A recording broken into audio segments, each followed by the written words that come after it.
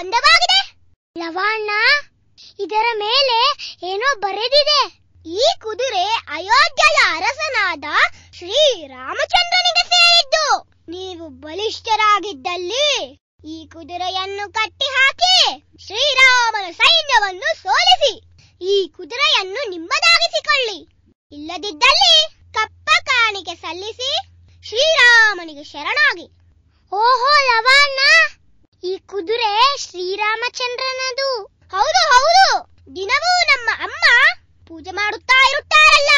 ಲವಣ್ಣ, ಈ ರಾಮಚಂದ್ರನ ಕುದುರೆಯನ್ನು ಅಮ್ಮನಿಗೆ ಕೊಟ್ಟರೆ ಅಮ್ಮ ರಾಮನ ಕುದುರೆಯನ್ನು ಕಂಡು ತುಂಬಾ ಸಂತೋಷ ಪಡುತ್ತಾರೆ ಅಲ್ಲವೇ? ಹೌದು ಕಣೋ, ಹೌದು.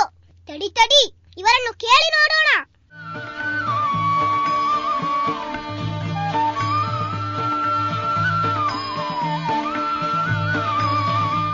ಪೂಜ್ಯರೇ, ದಯವಿಟ್ಟು ಈ ಕುದುರೆಯನ್ನು ನಮಗೆ ಕೊಡುವಿರಾ?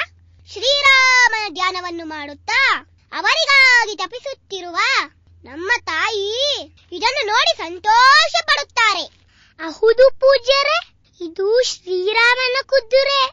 ಇದು ಕೊಲೆಗೈಯುವ ಯೋಧರ ಬಳಿ ಇರುವುದಕ್ಕಿಂತ ಭಕ್ತರ ಬಳಿ ಇದ್ದರೆ ಹೆಚ್ಚು ಚಂದ ಅಲ್ಲವೇ?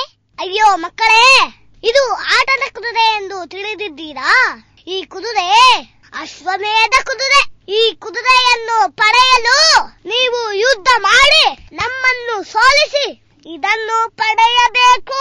ಅಂದರೆ ನಿಮ್ಮಲ್ಲಿ ಭಕ್ತಿಗೆ ಬೆಲೆಯೇ ಇಲ್ಲವೇ? ವಿನಂತಿಗೆ ಸೌಜನ್ಯಕ್ಕೆ ಬಗ್ಗುವುದಿಲ್ಲವೇ? ರಕ್ತಪಾತವಾಗಿ ನಾವು ಈ ಕುದುರೆ ಪಡೆಯಬೇಕೆ? ಮೂಕ ಮಕ್ಕಳೇ, ಇದು ರಾಮನಲ್ಲದೆ ಇನ್ನಾರ ಬಳಿಯೂ ಇರಲು ಸಾಧ್ಯವಿಲ್ಲ. ಹಾಗಾದರೆ ಇದನ್ನು ನಿಮ್ಮ ಅರಮನೆಯಲ್ಲೇ ಕಟ್ಟಿ ಹಾಕಿಕೊಂಡಿರಿ.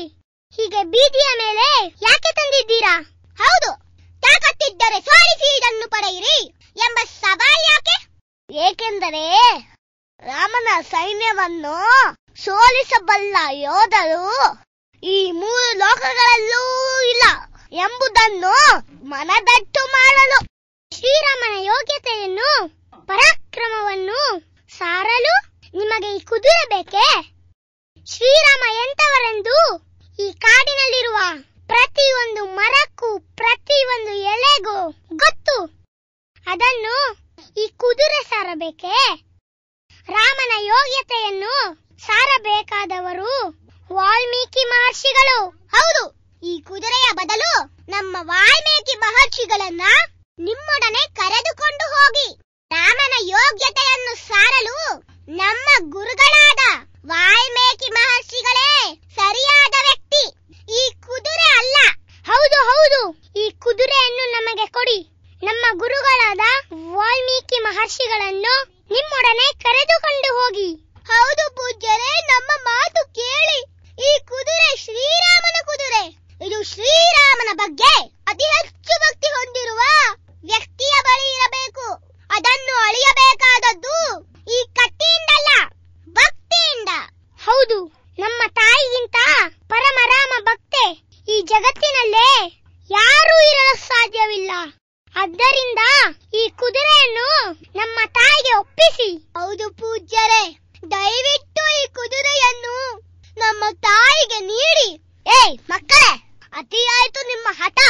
ಏನೋ ಮಕ್ಕಳೆಂದು ಸುಮ್ಮನಿದ್ದರೆ ನಮಗೆ ಉಪದ್ರ ಕೊಡುತ್ತಿದ್ದೀರಾ? ನೋಡಿ ಮಕ್ಕಳೇ, ರಾಮನ ಸೈನ್ಯವನ್ನ ಸೋಲಿಸುವ ಶಕ್ತಿ ಇದ್ದರೆ ಇದನ್ನು ಕಟ್ಟಿ ಹಾಕಿ ಸೋಲಿಸಿ ಇದನ್ನು ಪಡೆಯಿರಿ. ಇಲ್ಲದಿದ್ದಲ್ಲಿ ಬಾಯಿ ಮುಚ್ಚೆ ದಾರಿ ಬಿಡಿ.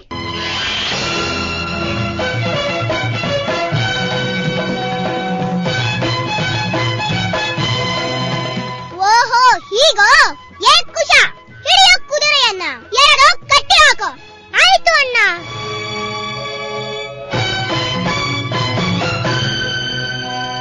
ಎಲ್ಲಿ ಕರೆಯಿರಿ ನಿಮ್ಮ ಸೈನ್ಯವನ್ನ, ಕರೆಯಿರಿ. ಈಗ ನಾವು ಎಲ್ಲರನ್ನು ಸೋಲಿಸೆ ಈ ಕುದುರೆಯನ್ನು ಒಯ್ಯುತ್ತೇವೆ. ಮಕ್ಕಳೇ, ನಿಮ್ಮದು ಅತಿ ಆಯಿತು. ವಯಸ್ಸಿಗೆ ಮೀರಿದ ದರ್ಪವೇ.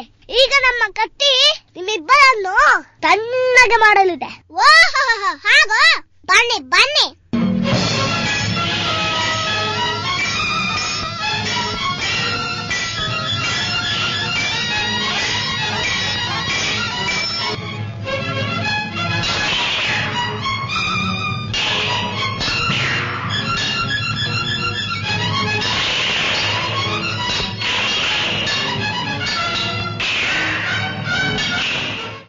ಬಿಡ್ರೋ ಬಿಡ್ರೋ.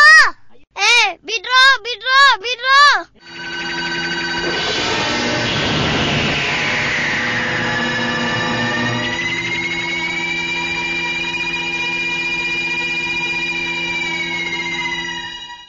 ಯಾರದು ನನ್ನ ಸಹೋದರರನ್ನು ಬಂಧಿಸಿದ್ದು? ನಾವು. ನೀನು ಯಾರು? ನಾನು ಶ್ರೀರಾಮನ ಸಹೋದರ ಲಕ್ಷ್ಮಣ. ಓಹೋ, ಲಕ್ಷ್ಮಣ. ನಿಮಗೆ ಸರಿಯಾಗಿ ಬುದ್ಧಿ ಕಲಿಸುತ್ತೇನೆ. ಬೇಡ ಲಕ್ಷ್ಮಣ, ಬೇಡ. ದಯವಿಟ್ಟು ನಮಗೆ ಕುದುರೆ ಕೊಟ್ಟು ಬಿಡು. ಹೌದು ಲಕ್ಷ್ಮಣ, ಯುದ್ಧ ಬೇಡವೇ ಬೇಡ. ಓಹೋ, ಕುದುರೆ ಕೊಡಬೇಕು? ಕೊಡುತ್ತೇನೆ ಕೊಡುತ್ತೇನೆ, ತೆಗೆದಿಕ್ಕೋ.